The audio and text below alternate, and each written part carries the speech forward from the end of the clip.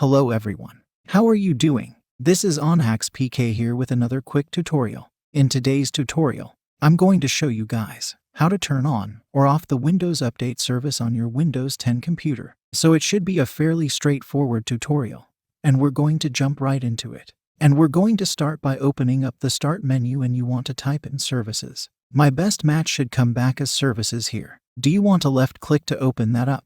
And now you want to scroll down until you get to Windows Update near the bottom, depending on how the view is sorted. So once you find the Windows Update service, double click on it. If you want to set it to disabled, you have to click inside this drop-down menu and select Disabled, and then Apply, and OK. If you want to turn it on, select the drop-down again, and then select Automatic, then Apply, and OK. And if you're looking to turn it on or off, I'd also recommend checking out the background intelligent transfer service as well.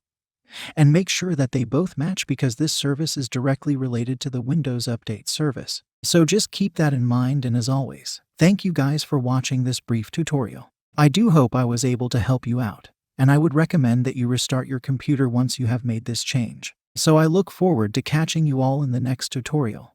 Till then, goodbye.